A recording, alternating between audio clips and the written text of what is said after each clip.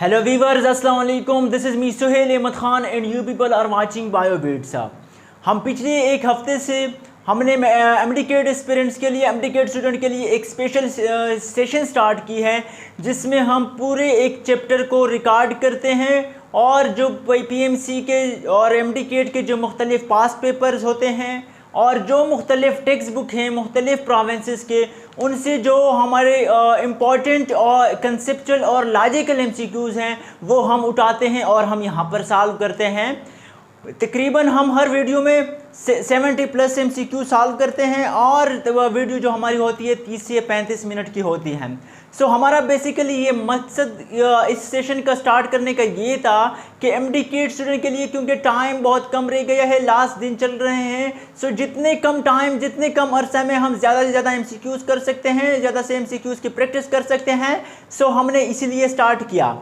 हमारे तकरीबन 8 चैप्टर हो गए हैं जो आप चैनल पे विज़िट कर सकते हैं, एनी टाइम आप देख सकते हैं। आप वहां जाकर एक आधे घंटे में अपने पूरे एक चैप्टर की रिवाइज इजीली कर सकते हैं। सो आप लोग बिल्कुल स्किप ना करें। अगर किसी ने अभी तक देखे नहीं है, किसी ने सॉल्व नहीं किए हैं तो आप लोग काइंडली जाएं वहां पर और आराम के साथ सॉल्व करें। बड़े इंपॉर्टेंट MCQs हमने किए हैं। आज रिप्रोडक्शन का चैप्टर है हमारा। पार्ट 1 हमारा ऑलरेडी रिकॉर्ड हो गया है, चैनल पर मौजूद है, आप लोग जा सकते हैं। हमने 35 से 40 MCQs बड़े कंसेप्चुअल किए हैं वो। सो आप लोग काइंडली वहाँ पर विजिट करें और वहाँ पर सॉल्व करें। अब हम जा रहे हैं पार्ट 2 की तरफ रिप्रोडक्शन के, जो हम इंतहाई इंपॉर्टेंट और इंतहाई कंसेप्चुअल MCQs लाए हैं आप लोग के लिए। सो वीडियो आप लोग आखिर तक देखिए। इंशाल्लाह मैं यकीन के साथ कह सकता हूं कि अगर आप ये सारे MCQs हमारे साथ लास्ट तक सॉल्व करते हैं तो जो आपका 80% चैप्टर है वो यहाँ से कवर हो जाता है।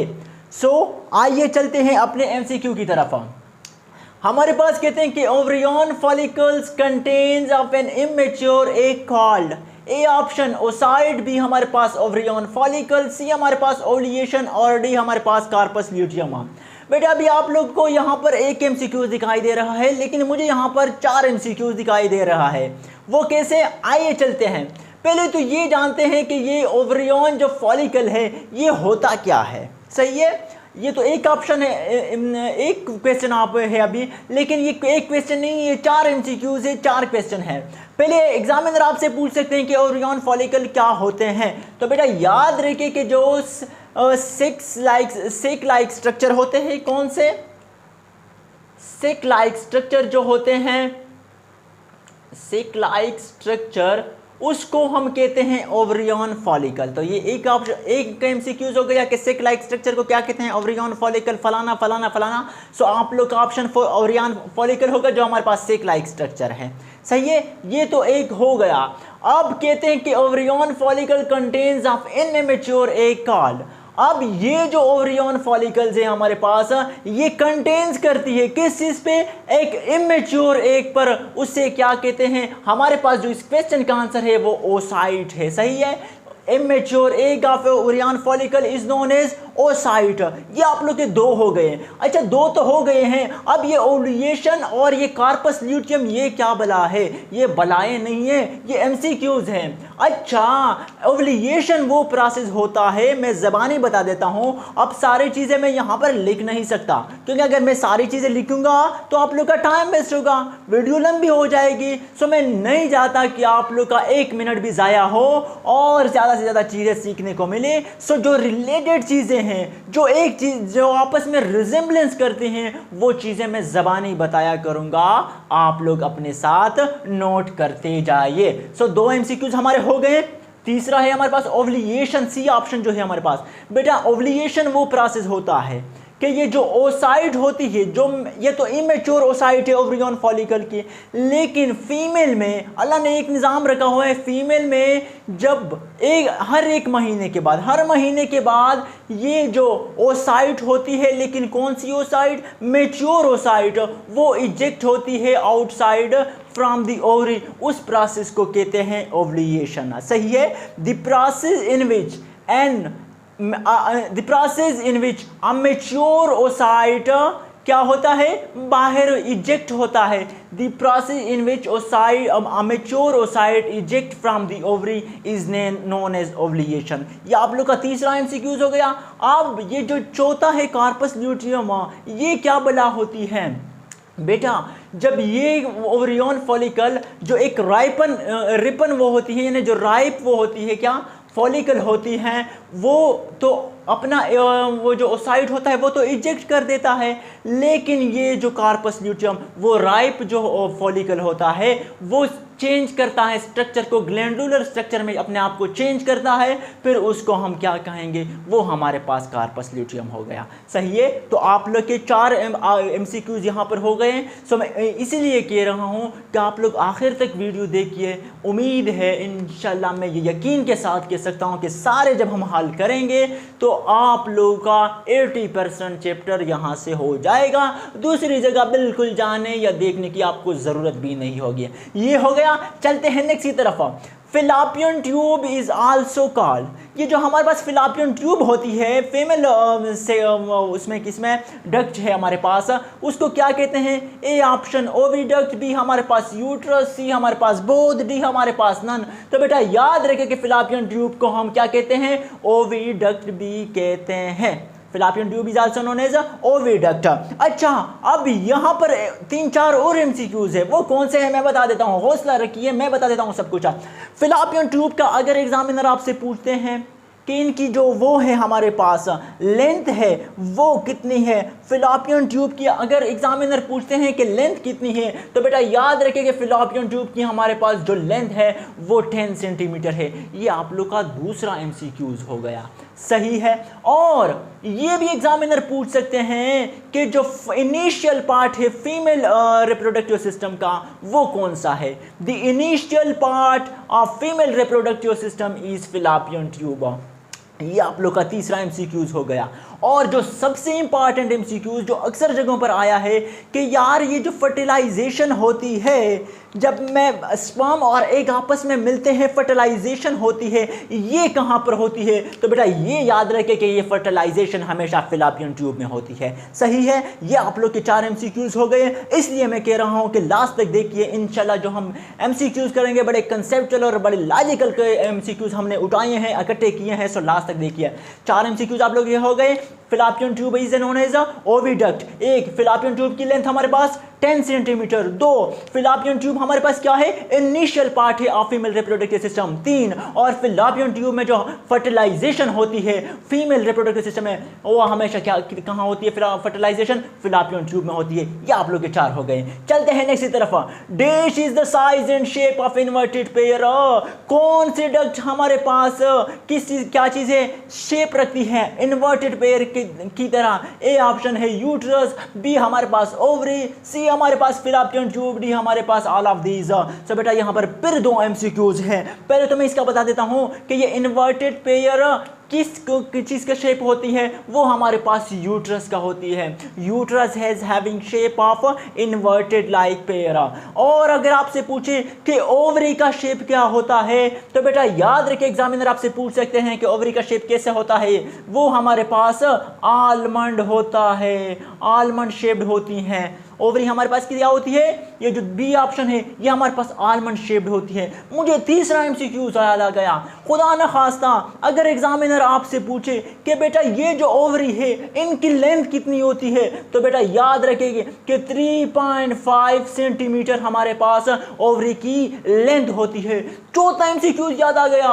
यार ये क्या हो रहा है? सारे एमसीक्यूज मुझे याद आ रहे हैं, मैं इसलिए कह रहा हूं कि लास्ट तक देखिए। अच्छा, एग्जामिनर आपसे पूछ सकते हैं कि ओवरी की हमारे पास डायमीटर कितनी होती है, तो याद रखें कि 2-3 सेंटीमीटर हमारे पास क्या हुई? डायामीटर। तो हमने 3 एमसीक्यूज आप लोग को नजर आ रहे हैं, लेकिन हमने 16-17 हल कर दिए। अच्छा, ये क्या हो गए? यूट्रस का जो साइज है वो इन्वर्टेड पेयर, 1 एमसीक्यू। दूसरा, यूट्रस का जो हमारे पास ओवरी है जो हमारे पास ये आलमंड शेप्ड है। ओवरी का अगर लेंथ आपसे पूछे तो 3 सेंटीमीटर, और अगर ओवरी का आपसे डायामीटर पूछे तो वह हमारे पास 2 to 3 सेंटीमीटर है। चलते हैं नेक्स्ट की तरफ। Perimetrium is the layer of uterus. बेटा याद रखे कि यूट्रस में 3 लेयर होते हैं। कौन कौन से? एक होता है आउटर लेयर, दूसरा होता है मिडल लेयर और तीसरा होता है हमारे पास इनर लेयर। अब कहते हैं कि perimetrium is the layer of uterus. कौन सा लेयर है? इनर है, मिडल है, आउटर है, D both A and B है। तो याद रखे कि ये जो पेरामीडियम है हमारे पास ये आउटर मोस्ट लेयर है। अगर आपसे पूछे कि मिडल लेयर कौन सी है तो बेटा वो याद रखिए, ये दूसरा एमसीक्यूज में बता रहा हूं कि मायोमीट्रियम जो है हमारे पास, ये हमारे पास क्या है? मिडल लेयर है। किस चीज का? यूट्रस का। तीसरा एमसीक्यूज में बता देता हूं कि अगर आपसे इनर लेयर ऑफ यूट्रस पूछे तो वो हमारे पास क्या है? उनको हम कहते हैं endometrium. Perimetrium is the outer layer most layer, myometrium is the middle layer, while endometrium is the inner most layer. ये 3 एमसीक्यूज आपके हो गए हैं। वेट करिए, हौसला रखिए, यहां पर और एमसीक्यूज हैं। वो कौन कौन से हैं? पेरामीडियम तो हमने कह दिया कि ये क्या है? आउटर मोस्ट लेयर है। लेकिन अगर आपसे पूछे कि यूट्रस का सबसे थिन लेयर कौन सा है, ऑप्शन होंगे पेरामीडियम, बी मायोमीट्रियम, सी हमारे पास होगा इनर क्या एंडोमेट्रियम। तो बेटा याद रखिए कि जो पेरीमेट्रियम है, जो आउटर मोस्ट लेयर है, ये हमारे पास सबसे ज़्यादा थिन है। सही है। ये आप लोग का चौथा एमसीक्यूज हो गया। 5वां एमसीक्यूज, अगर आपसे पूछे कि थिक लेयर कौन सा है यूट्रस का, जो सेकेंड है यानी जो मिडल लेयर है जिन्हें हम मायोमेट्रियम कहते हैं, वो हमारे पास सबसे थिक लेयर होता है। ये आपके 5 एमसीक्यूज हो गए। अच्छा, आप पूछ सकते हैं कि जो मायोमेट्रियम है उसका रोल क्या है? मायोमेट्रियम का जो रोल है वो होता है कि जब बेबी पैदा होता है तो वो उनकी क्या करते हैं? मसल की कंट्रैक्शन और रिलैक्सेशन होती है। एक कंट्रैक्शन और रिलैक्सेशन एक तरतीब के साथ करती है कि क्या करें कि ये जो बेबी हैं ये इजीली माँ के पेट से बाहर आ जाए। तो ये इसका रोल हो गया मायोमेट्रियम का। ये 6 हो गए हैं। अगर पूछे कि पेरीमेट्रियम क्या क्या रोल है, 7वां एमसीक्यूज में बता रहा हूँ कि जो आउटर मोस्ट लेयर है जिन्हें हम पेरीमेट्रियम कहते हैं, उसका क्या लेयर फंक्शन होता है, क्या रोल होता है? वो क्या कहते हैं? वो प्रोटेक्शन करते हैं, यानी ऊपर से कवर किया होता है किस चीज़ को? यूट्रस को। ये हमारे पास 7 एमसीक्यूज हो गए। 8वां बता देता हूं। 8वां कौन सा होता है कि ये जो हमारे पास इनर लेयर है जिन्हें हम एंडोमेट्रियम कहते हैं, ये कैसा लेयर होता है? ये हमारे पास स्पंजी लेयर होता है। ये क्या होता है? स्पंजी लेयर होता है। तो ये हमारे पास 8 एमसीक्यूज हो गए। 9वां बताता हूं। 9वां कौन सा होता है? जो एम्ब्रियो हमारे पास बनती है वो कहाँ पर रहती है?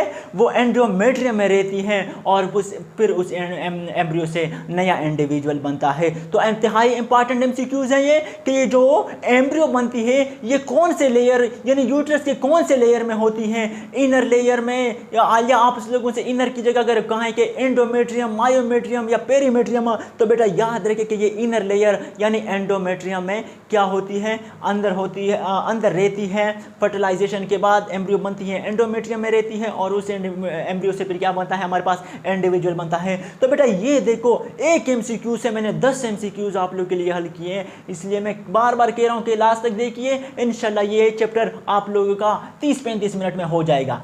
चलते हैं नेक्स्ट की तरफ। हम नेक्स्ट हमारे पास एमसीक्यू का है। मुझे थोड़ा पानी पीने दे, वेट।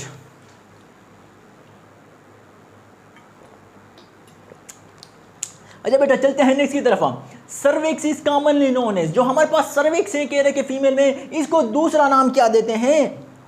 ए ऑप्शन है माउथ ऑफ यूट्रस, बी हमारे पास नेक ऑफ यूट्रस और सी हमारे पास आर्म्स ऑफ यूट्रस और डी हमारे पास माउथ ऑफ फिलोपियन ट्यूब। इसका ऑप्शन जो सही है हमारे पास, सर्विक्स को हम माउथ ऑफ यूट्रस भी कहते हैं। क्या कहते हैं? सर्विक्स को हम माउथ ऑफ यूट्रस भी कहते हैं। और यहाँ पर दूसरा एमसीक्यू भी याद आ रहा है। अगर आपसे पूछे कि सर्विक्स में क्या होते हैं, मीन्स किस चीज़ के थ्रू वो बंद होता है या प्लग्ड होता है, वो म्यूकस के थ्रू होता है। किस चीज़ के थ्रू? MUCUS, किस तरह स्पेलिंग, सॉरी यार मैं तो MUSCUS, म्यूकस के थ्रू वो क्या बंद होता है। ये आप लोग का हो गया। फिर चलते हैं नेक्स्ट की तरफ।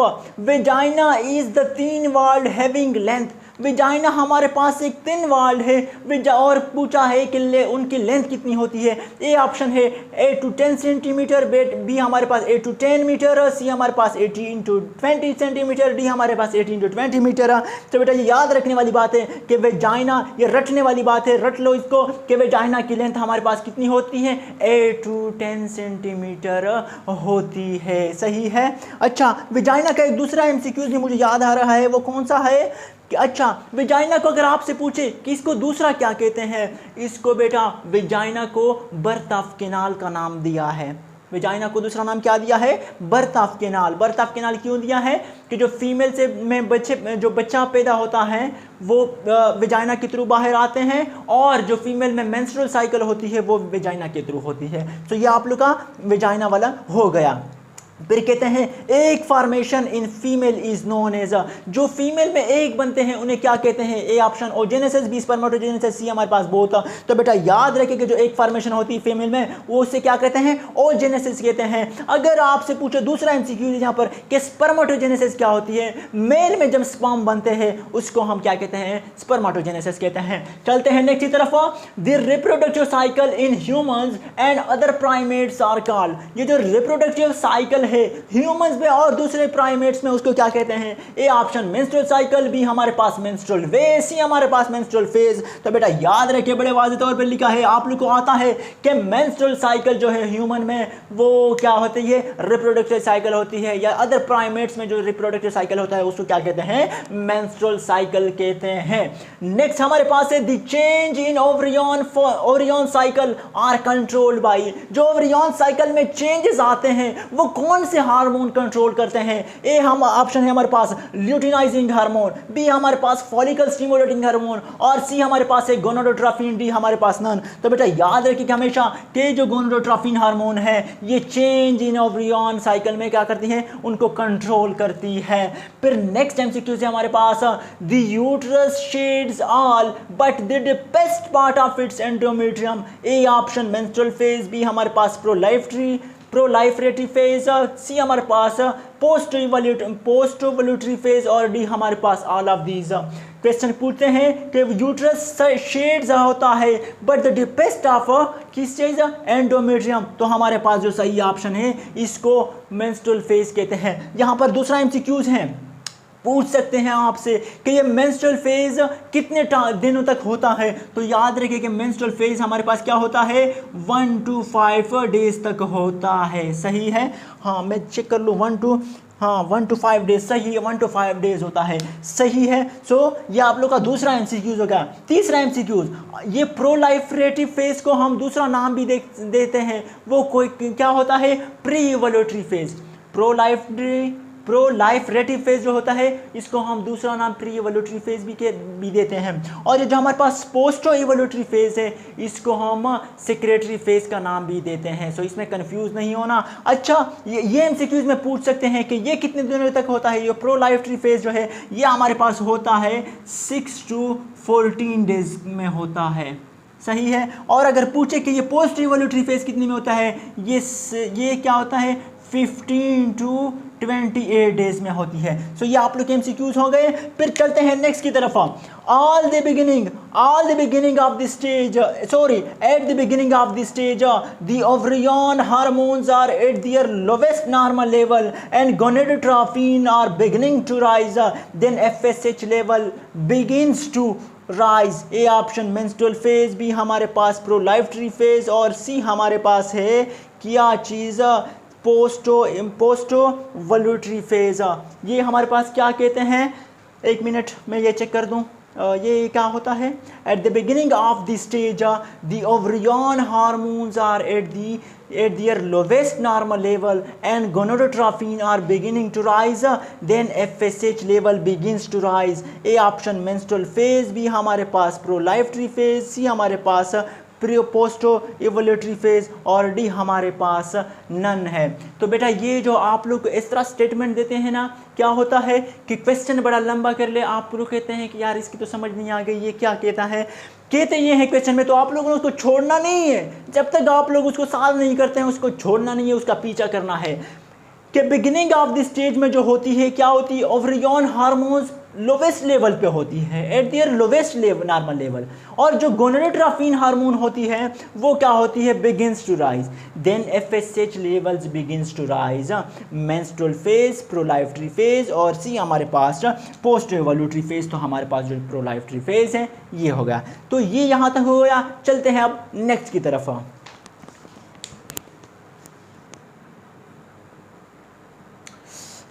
अच्छा शहजादों और शहजादियों, चलते हैं अपने नेक्स्ट एमसीक्यू की तरफ। कहते कि अच्छा पहले ये बात याद रखिए कि जो यहाँ पर मैंने एक लंबी स्टेटमेंट दी थी एमसीक्यूज, उसमें जो प्रोलाइफ्ट्री फेज का मैंने ऑप्शन सही टिक कराया था वो गलत है, प्रोलाइफ्ट्री नहीं है, मैंने चेक किया है। वो क्या है हमारे पास, वो मेंस्ट्रुअल फेज है। सो मैं उसमें गलत हुआ हूँ, मैं यहाँ पर लिख देता हूँ वो मेंस्ट्रुअल फेज है। क्या है, मेंस्ट्रुअल फेज, सही है। सो ये अपने पास नोट कर ले, इस रनों के गलत वहाँ पर क्लिक करते और फिर मुझे गालियाँ सुननी पड़े, सही है। सो वो मुझसे गलत हो गया। सो आप लोगों ने मेंस्ट्रुअल फेज को क्लिक करना है। चलते हैं, कहते हैं कि shape and numbers of sperms can be affected by, ये जो शेप और इसके साथ साथ नंबर्स है किस चीज़ के स्पर्म के, ये किस के थ्रू इफेक्ट होते हैं। A option heat, B light, C हमारे पास सिगरेट, डी हमारे पास मज़े के लिए डाल दे क्या, अल्कोहल भी डाल दे, अल्कोहल ना, अल्कोहल भी डाल दे, अभी मज़ा आएगा। The shape and number of sperm can be affected by heat, light, cigarette, alcohol. तो याद रखिए कि जो शेप और नंबर ऑफ स्पर्म इफेक्ट होती है वो किस चीज़ की, हीट। और यहाँ पर एमसीक्यूज हैं, मैंने पार्ट 1 में बताया है कि जो हमारे पास ऑप्टिमम टेम्परेचर है किस चीज़ के लिए, स्पर्म प्रोडक्शन के लिए, यानी स्पर्म प्रोडक्शन के लिए, वो हमारे पास 35 डिग्री है। इसीलिए जो हमारी बॉडी टेम्परेचर है वो तो हमारे पास 37 है, लेकिन जो स्पर्म बनते हैं वो टेस्टिस में बनते हैं, और टेस्टिस आउटसाइड दी बॉडी होते हैं, एक पाउच में होते हैं, और उस पाउच को हम क्या नाम देते हैं, स्क्रोटम।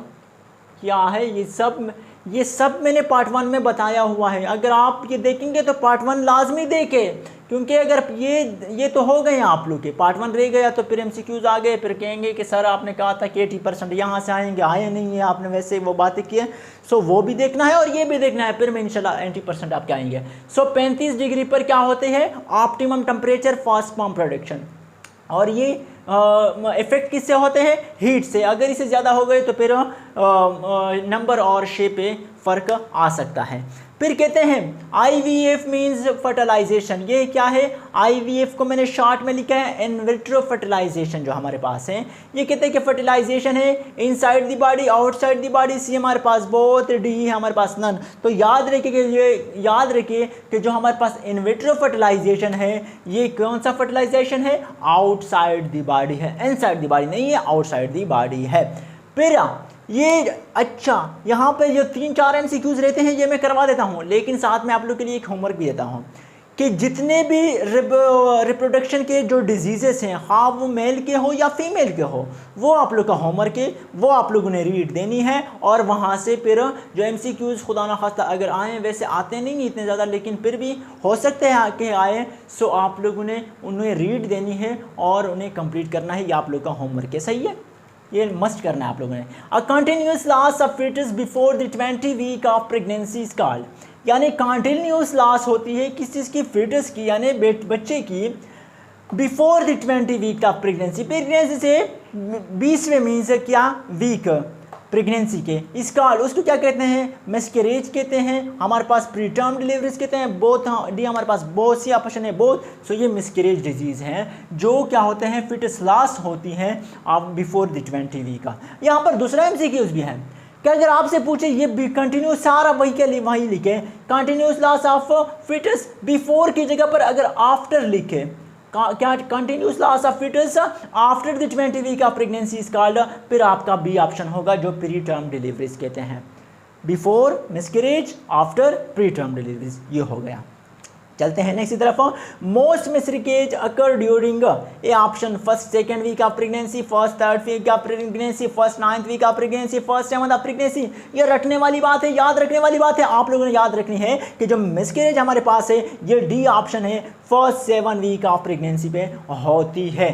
फिर कहते हैं the incubation period of syphilis are, ये साइफिलिस ये भी बीमारी है एक। कहते हैं कि इंक्यूबेशन पीरियड कितनी है, ए 2 to 3 वीक्स है, बी हमारे पास 3 to 12 वीक्स है, सी हमारे पास 3 to 6 वीक्स है और डी हमारे पास 12 to 20 वीक्स है। तो ये याद रखने वाली बात है, रटने वाली बात है कि 2 to 3 weeks incubation period of syphilis है। यहाँ पर मुझे एक और MCQs आ गया, याद आ गया, वो कौन सा कि जो ओवुलेशन है, जो ओवुलेशन है जो मैंने बता दिया कि ओवुलेशन क्या होती है, वो कितने मिनट में होती है। मैं यहाँ पर डायरेक्ट ही आप लोग को बता देता हूँ ये MCQs कि ovulation takes place less than, सही है, लेस देन, ए ऑप्शन आपके पास 5 मिनट्स, बी हमारे पास 10 मिनट्स, सी हमारे पास 15 मिनट्स, डी हमारे पास 20 मिनट्स। सो ये इंपॉर्टेंट MCQs है, मुझे याद आ गया, अक्सर जगह पर आया है कि ये जो ओवुलेशन होती है फीमेल्स में ये कितने टाइम में होती है, ये लेस देन 5 मिनट्स में हो जाती है। सही है, ये ओवुलेशन क्या होती है, हो जाती है। ये हमारे MCQs हो गए। अब आप लोग ये ना समझे कि 16 MCQs हैं, एक MCQs में हमने 10 MCQs भी किए, 4 भी किए, 5 भी किए, तो हमारे ऑलमोस्ट 50 से राउंड अबाउट MCQs हो गए हैं। 20 मिनट की वीडियो में अगर 50 कंसेप्चुअल और लॉजिकल MCQs आप लोग के हो जाते हैं पार्ट 2 में, और इसी तरह 50 पार्ट 1 में हो जाते हैं, तो ये आप लोग के 100 MCQs हो गए। और मैं ये फिर यकीन के साथ कह सकता हूँ और कहता भी हूँ कि अगर ये 100 के 100 आप लोग सॉल्व करेंगे, आप लोग सीखेंगे, तो इंशाल्लाह 80% तो यहाँ से आएगा। इंशाल्लाह मुझे यकीन है कि जब आप पेपर में बैठेंगे तो आप मुझे दुआएं देंगे कि सर आप सही कह रहे थे कि जो आपने पढ़ाया, आपने मुख्तलिफ जो हमने, ये मैं बार बार इसलिए कह रहा हूँ कि ये जो MCQs है ये इस तरह नहीं है कि एक बुक से मैंने उठाए हैं और यहाँ पर आप लोग को पेस्ट करके दे रहा हूँ। नहीं बेटा, मुख्तलिफ प्रोविंस के बुक्स हैं जो MDCAT के पास पेपर से वहाँ से उठा के मैं आप लोग के लिए कलेक्ट कर रहा हूँ। सो इन्हें स्किप ना करें। खुदा मैं बार बार कहता हूँ कि जो रह गए हैं आप चैनल पे दोबारा जाइए, वहाँ पर देखिए 20-25 मिनट में आप लोग का पूरा चैप्टर एक हो जाता है। तो अगर आपका चैप्टर 20 या 30 मिनट में रिवाइज हो जाता है तो इससे और आप लोग क्या चाहते हैं। सही है, तो ये चैप्टर यहाँ तक हो गया। इंशाल्लाह कल हम कौन सा चैप्टर स्टार्ट करेंगे, हमारा एक सर्कुलेशन का चैप्टर रह रहा है फर्स्ट ईयर का, या हम वो स्टार्ट करेंगे, और अगर वो ना हुई तो हमारा जो सेकेंड ईयर का चैप्टर है, important chapter support end moment, इंशाल्लाह वो हम स्टार्ट करेंगे। वीडियो अगर आप लोग को अच्छी लगी हो तो लाइक कर दे, चैनल पर नए आए हैं तो सब्सक्राइब कर दे और बेल आइकन को मस्ट प्रेस करें ताकि आने वाली वीडियोस आप लोगों तक ईजिली पहुंच सके। तब तक के लिए आप लोग खुश रहिए, हंसते रहिए, मुस्कुराते रहिए और मुझे अपनी दुआओं में याद करते रहिए। अल्लाह हाफिज़।